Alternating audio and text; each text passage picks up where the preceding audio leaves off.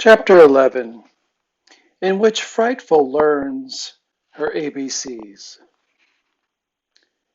Free time was spent scraping the fur off the deer hide to get it ready for tanning.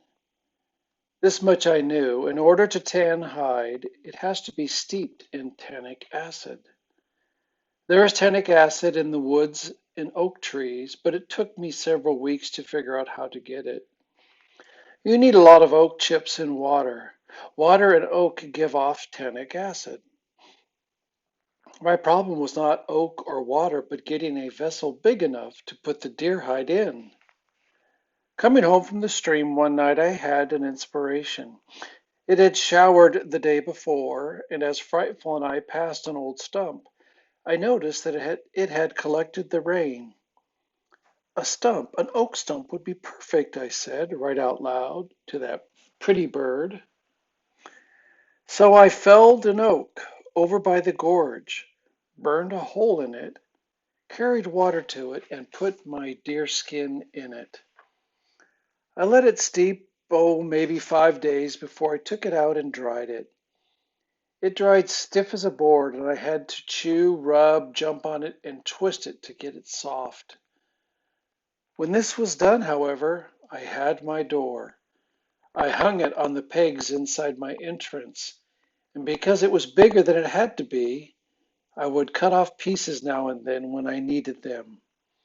I cut off two thin strips to make jesses or leg straps for Frightful.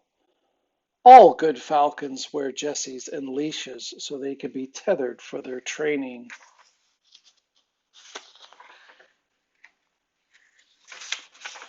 I smoked meat. I couldn't eat and stored it. I used everything I could on that animal. I even used one of its bones for a spearhead.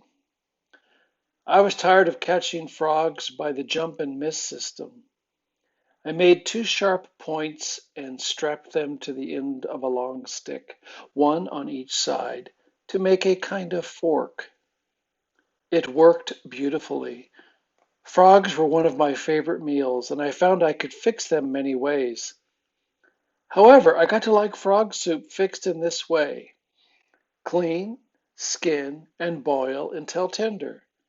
Add wild onions, also water lily bulbs and wild carrots. Thicken with acorn flour. Serve in turtle shell. By now my two pairs of pants were threadbare and my three sweaters were frayed. I dreamed of a deerskin suit and watched my herd with clothes in mind. The deer for my suit did not come easily. I rigged up a figure-4 trap under the log and baited it with elderberries rolled into a ball. That just mushed up and didn't work. Then I remembered that deer like salt. I made a ball of hickory salt with turtle fat to hold it together. Every evening, Frightful and I, sometimes accompanied by the bear and weasel, would go to the edge of the meadow and look toward the aspen grove to see if the great log had fallen. One night we saw three deer standing around it quietly, reaching towards the smell of salt. At that moment, the baron jumped at my pants leg, but got my ankle, and, with an awful nip, I guess I had grown some. My pants and socks did not meet any more. I screamed, and the deer fled. I chased the baron home. I had an uneasy feeling that he was laughing as he darted, flipped, buckled, and disappeared. The baron was hard to understand. What did he want from me? Occasionally I left him bites of turtle or venison, and although he smelled the offerings, he never ate them. The catbird would get them. Most animals stick around if you feed them, but the baron did not eat anything. Yet he seemed to like me. Gradually it occurred to me that he didn't have a mate or a family. Could he be a lonely bachelor, taking up with odd company for lack of an ordinary life? Well, whatever, the baron liked me for what I was, and I appreciated that. He was a personable little fellow. Every day I worked to train Frightful. It was a long process. I would put her on her stump with a long leash and step back a few feet with some meat in my hand. Then I would whistle. The whistle was supposed to eventually to mean food to her. So I would whistle, show her the meat, and after many false flaps, she would finally fly to my hand. I would pet her and feed her. She could fly fairly well, so now I made sure that she never ate unless she flew to my fist. One day at breakfast, I whistled for Frightful. I had no food. She wasn't even hungry, but she came to me anyway. I was thrilled. She had learned a whistle meant come. I looked into her steely eyes that morning and thought I saw a gentle recognition. She puffed up her feathers as she sat on my hand. I call this a feather word. It means she is content.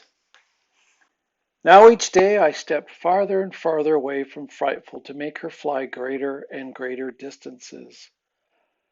One day she flew a good 50 feet and we packed up and went gathering seeds, bark, and tubers to celebrate. I used my oldest sweater for gathering things. It was not very convenient, and each time I filled it, I mentally designed bigger and better pockets on my deer hide suit to be. The summer was wonderful.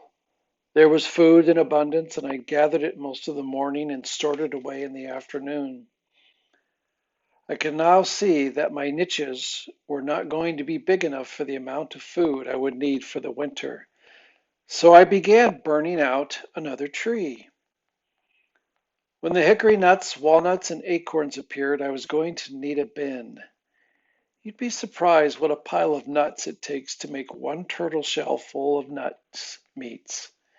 And not a snapping turtle shell either, just a box turtle shell. With the easy living of the summer also came a threat. Hikers and vacationers were in the woods, and more than once I pulled inside my tree, closed my deer flap door, and hid, while bouncing, noisy people crossed the meadow on their way to the gorge.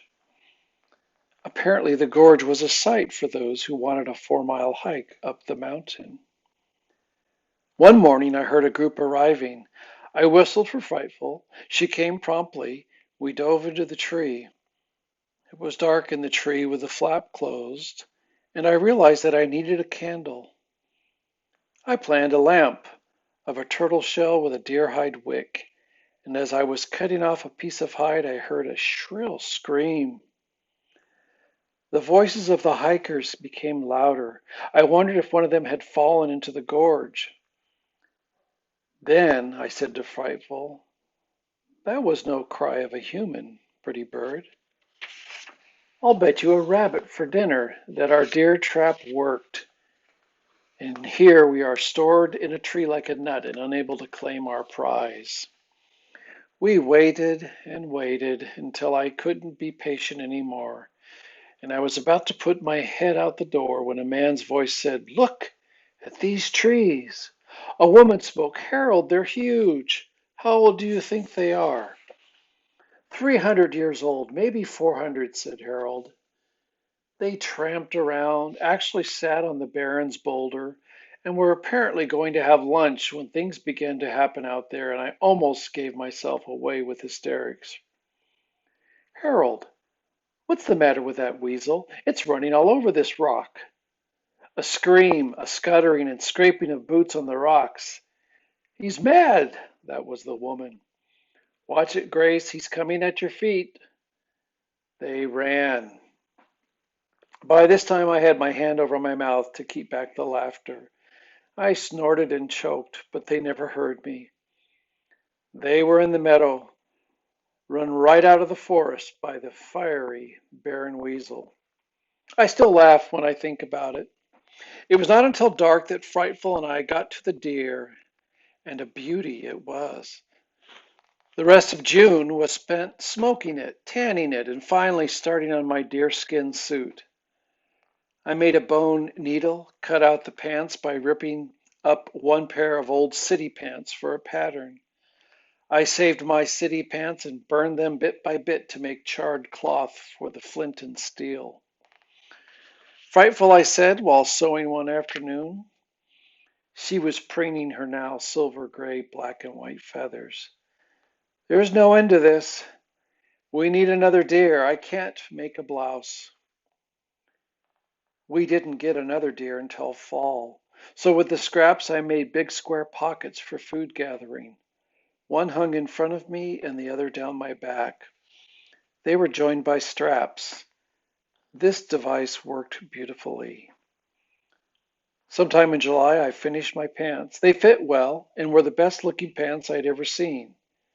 I was terribly proud of them. With pockets and good tough pants, I was willing to pack home many more new foods to try. Daisies, the bark of a poplar tree that I saw a squirrel eating, and puffballs.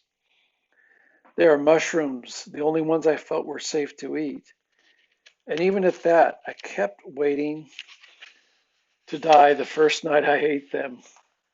I didn't, so I enjoyed them from that night on. They're wonderful. Mushrooms are dangerous, and I would not suggest that one eat them from the forest. The mushroom expert at the botanical gardens told me that. He said even he didn't eat wild ones. The inner bark of the poplar tree tasted like wheat kernels, and so I dried as much as I could and powdered it into flour. It was tedious work, and in August, when the acorns were ready, I found that they made better flour and were much easier to handle. I would bake the acorns in the fire and grind them between stones.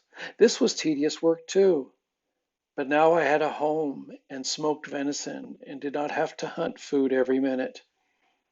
I could do things like make flour. I would simply add spring water to the flour to bake this on a piece of tin. When done, I had the best pancakes ever.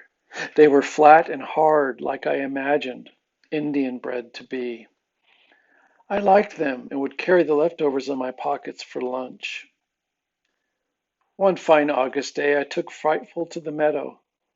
I had been training her to the lure. That is, I now tied her meat on a piece of wood covered with hide and feathers.